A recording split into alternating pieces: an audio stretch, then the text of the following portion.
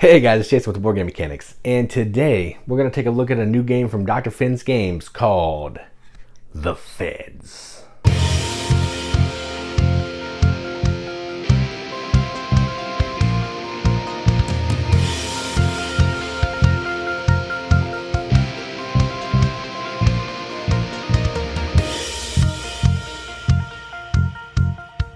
The Feds is a game for 2 to 4 players from Dr. Finn's Games, like I already said. And it plays in about, 30 to 45 minutes, depending on the number of players. 2-player games are going to go faster, obviously, because there's less people. And what you're doing in this is you are taking on the role of some agents, and you're trying to go undercover, try to get out into the field in these special locations to bust some criminals and confiscate some of their drug crates. Basically, how that's done is through some interesting card play, like an area majority type thing, and then a little bit of push your luck, because there's going to be some that are undercover and you don't know if you're going to have the majority in the location. Pretty cool mechanisms in this one, and a really cool deck that I'll talk about later that kind of populates the locations with some goods. But that's enough talking about it. Let's go down to the table. Check it out. All right, so here's a game of the Feds, all set up for 2 players. 2-player setup is going to vary a little bit from the 3-player setup. So in a 3-player setup, you would take out one of each of the color criminals and one of each of the color cubes from the bag, which you're still going to do in 2-player. But in a 2-player game, you're going to use, what is the difference? You're going to take out the 3 cards, one from each of the locations that have the 3 cubes. And each player's going to, there's only going to be 2 of the cards on the board here. And each player is going to, each location can only have a maximum of 5 cubes.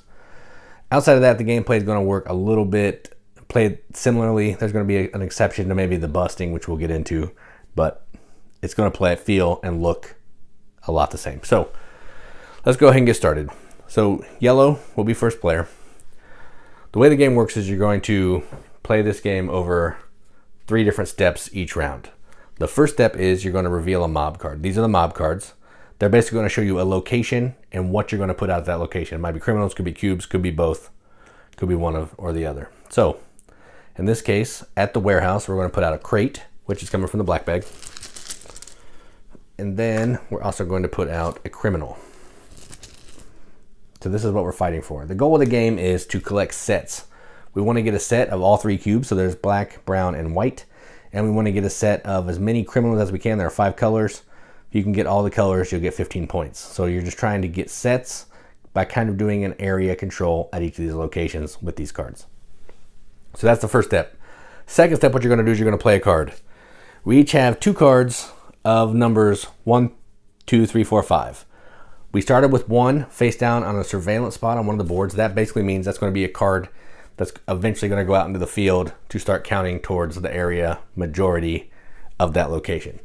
So the way what you're gonna do here is you're going to play a card face down to a location. So let's see, I really kind of want to start getting me some cubes. So let's see, let's put my 3, I'm gonna put my 3 up here. So when you come up here, you're gonna bump the card that's in the surveillance out. It'll go face up, so I know what's there. And then this card will go in surveillance face down. That's step 2. All right, then what's gonna happen is we're gonna move on to step 3, and that's where we're gonna move the police car. When you move the police car, there are different sections on this board. There are training spaces, which are the spaces that have the icons that are going to match up to the board. And then there are sting locations, which are basically the locations of, where the criminals and crates are. When you're moving the police car, you can move up to your speed limit. So we all start with a speed limit of 2. So I'm going to go ahead and I can move up to 2. You have to move 1. And I'm going to go ahead and move. I want to move 1. When you move on to a training, you're going to move up on those 2 sections of your player board, 1 space. So I can do this and this. When you get to the end of a column, except for speed, you can have a special ability. When you use a special ability, the cube goes back to the beginning and you have to reset it. And I'm actually going to go ahead and use my special ability. So this is infiltrate. What that lets me do is it lets me take a card from surveillance and put it face down as an undercover agent in the field. So this player doesn't know what I'm trying to do here. They just know that I now have another card that's vying for control. And that's it. Then we check for busts. In a 2-player game, the location will be busted by the cops if there are 4 cards in the field. Not there yet, so we don't have to worry about it. Then we're going to go to blue player's turn. They have the same cards, all these cards. with one that was put out. The one was put out already. First thing we'll do is we'll flip a mob card, and it will get a cube at the docks, a crate at the docks. Then we're going to play a card. You know, I'm going to go ahead and go to the warehouse. So I'm going to put my 5 face down at the warehouse. No one knows that. And then I get to move the cop car up to 2 spaces. And I'm actually going to just move 1, and that will increase my speed and my switch, which will let me switch. If I can get it over there, I can switch 2 cards, always from the right in another location. Back to yellow. Nothing is going to come out at the dock. So this is a crime-free day. All right. So same thing. We have these cards still. Nothing's changed. And I'm going to go to the location. Let's go ahead and go. I actually want to fight. Let's fight for the warehouse as well. So this card will come out into the field. It's a 5. They're playing the 4 down, but the blue player is not going to know that. Then they're going to get to move the police car. They can move up to 2 spaces. And they're going to go ahead and just move 2. That's infiltrate and switch. They'll use their infiltrate and they will move it over to here. So now they have another undercover cop in the field. And I'll explain kind of why that's important, hopefully in a minute. Back to blue. Same cards in the hand. Nothing changes there. So we're going to put a crate at the restaurant. All right, then I don't have any abilities I can use right now. So let's do, I'm going to put a 2 face down here. Then I can move the police car up to 3. 1, 2, 3. And I will move it 3. And I will move my speed up 1 and my infiltrate. And I'm going to go ahead and use infiltrate. Infiltrate's my favorite power because you can get undercover agents out in the field so people don't know what you're trying to do. Then I'll go back to yellow. Flip the mob card. Nothing going to the docks. Nobody wants to hang out at the docks. All right, so let's see. We're going to put, I want to bust the location. So let's just go ahead and try to get that done. So can't do that yet, but that's fine. I'll put it right there. I put a 3 down. Then I can move the cop car up to 2. I'm going to do a 2 because I want to show you a sting. So when we do a sting, that means you're landing on one of the locations on this board. When you do a sting, you're able to take cubes from the location based on one, 2, or 3 different criteria. 1, if you have an agent in the field, which means you have a face-up agent. Yellow does not, so they can't take a cube for that. If you have an undercover agent, yellow does, so they can take a cube. Let's go ahead and take this black one because it's the only one there. Then, if you have more strength than your opponent and your opponent has at least 1 card, you can take another cube. I don't because I have an undercover, so we can't really do that. But that's a sting. And that's the end of their turn. Nope, nothing busted yet, so we'll move on to blue. So the restaurant, or the warehouse, is getting a criminal. Another gray criminal. All right. So it's blue's turn. Let's bust it. So we'll do this one. I'm playing a 4 down. They don't know that. Okay, so the 4 is going down. Then the bust will happens at the end. So we're going to still play all this out. I can have 4 movement in my car. Let's see. I want to do 1, 2, 3, 4. Let's do that. So I'll do an infiltrate and a switch. And I'm not going to use any of those powers right now. But now we're going to look at the bust. So if you look at the board, in a 2-player game, the first bust happens at 4 cards in the field. We have 4 cards in the field. First thing that happens is we're going to flip the undercover cards. And they're going to stay in the same location in the row, which is kind of tricky with me sitting over here. But here's where we are. Then we're going to look at, oh, I didn't flip that one.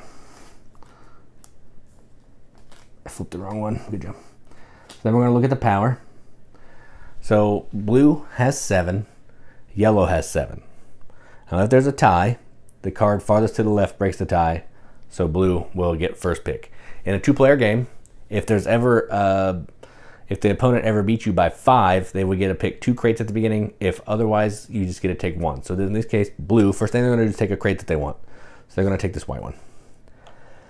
Then what happens is, starting with the player who has the highest strength, we're going to keep taking things off of this location until everything is gone. So it's my my pick. I'm going to take this pink because there's only one of those. Then they'll get picked. They'll take this. Oh, wait, blue one. Blue gets these, sorry. So blue takes this. Yellow gets this. Blue. Yellow. Blue. All right, then after that, the lowest cards from each one of the lowest cards from each of the colors go away. So in this case, the 2 and the 3 will go away. They're out of the game. Just sit them off to the side so you can see them. And then these stay here. And the location gets filled with 2 cubes and a criminal. So there's always something to fight over. And this cube gets moved down. The next bust will happen at 5. The third bust happens at 6. After the third bust, we will do the end game, which basically means we'll do a, what's it called? A special bust, which basically means we'll reveal everything, slide over the surveillance characters, and whoever has the highest gets to take a cube. And that's kind of how that works. And then after that, whoever has the most points is the winner. So the points are pretty straightforward. You're going to get 5 points for a set of all 3 color cubes. 5 points. And then you're going to get points based on how many different colors of criminals you have. So if you have all 5, and the third one is a blue one, or the 5th one is a blue one. So if I have all 5, that's 15 points. If you have 4, it's 10, 3 is 6, 2 is 3, and 1 is 1. So the more you get, and if I had this, and I had another one, this would just start a new set, so I would get 6 points plus 7 for having that. Every other cube you have that's not in a set is worth a point. So right here, I would have 5, 6, 7 points. Whoever has the most points is the winner. If there's a tie, whoever has the most speed is the winner. So in this case, if there was a tie, blue would win because their speed is the highest. That's how you play the feds. Let's go to the top, see what you think about it. All right, well, that was the feds. I gotta say, this may be one of my favorite Dr. Finn's games that I've played in a while. He does a lot of 2-player games like School of Sorcery. I'm drawing a big blank. Biblios is not a 2-player game. Nanga Parbat, Biblios, Quill and Parchment. A lot of games that are small, that most of them just play 2 players, but if they play more, they're still in a small box. This was no exception. Box is tiny. Looks like the same size box as School of Sorcery, Nanga Parbat, that type of thing. And what you're doing in this one, like I showed you, is just area control. It's a simple area control game. But the way that undercover agent piece works, where it's kind of a push your luck, you don't know if you're winning in that area or if someone's encroaching into your territory, trying to bust the criminals right from underneath you, because they have some face down agents, and that's rough. I love the way the busting works. Once you get so many cards at a location, you're going to reveal, pay out the location, and you're trying to collect sets of criminals and crates for points. Pretty easy to play. It's easy to teach. The rule book's pretty solid. I had some questions, but it's only because I didn't read the rule book clearly, and those are on me. But the rule book's good. It even comes with this like extra turn, this extra page that shows you like the setup, tells you the setup, gives you some additional rules, all the turn overview. Everything is about the rule book is awesome. Now let's talk about some of the production before we get into what if I'm going to give it a rating or not. Shape meeples. These criminal meeples are amazing. They look like little shady busses with some hats on. There's the 5 different colors, but they're all the same shape. I like it quite a bit. Cop car meeple. Looks pretty sweet. Not necessary, it could be a cube, but the cop car is awesome. I really like the art as well. Let's look at some of these cards. Here's a couple of the cards. I think the art is really well done. There's the blue and there's yellow. And if you look at the back of all of the cards, all the different player cards in the back are going to have different characters. So I believe all the character cards on the cards are different, which is pretty slick. The player board, I didn't really show this much in the overview. Recessed player boards, that is incredible. There are bigger games with that double the price point that don't come with this. This should be standard on every game that has a player board. There should be recessed places for cubes and tokens. It's 2021. This should be standard. Dr. Finn, way to go here. I love it. So yeah, I enjoy this game quite a bit. The iconography is easy to understand. The abilities are pretty straightforward. Everything about this game I enjoy. This is a really good game. It's one of my favorite Dr. Finn games that I've played in some time. It's just that fun. And I can't say enough about it. I've only played it at 2, so I can't speak to the 3 or 4 players, but 2 players, I mean, I feel like it would be just as good. In a more player game, let's show you this. So in a 4-player game, there's another side of the board. You're going to add an extra location, and there's going to be higher card counts of when stuff busts and all that. So there might be a little more competition. Again, I think it plays fine at 2, but area control usually works better at higher player counts. So I would say if you like it at 2, you're probably going to like it even better at 3 and 4. So yeah, this is a great game. I'm going to give this a BGM accepted seal. It's going to get a 7 out of 10. And on BGG, which is a 3.5 out of 5 on an arbitrary rent scale, that means absolutely nothing.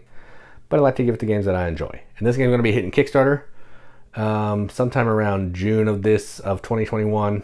I'm not sure of the exact date, but when it's live, there'll be a link to the project in the description. If you like the game and you want to back it and show it some support, click on that link, and I'm sure Dr. Finn would appreciate it.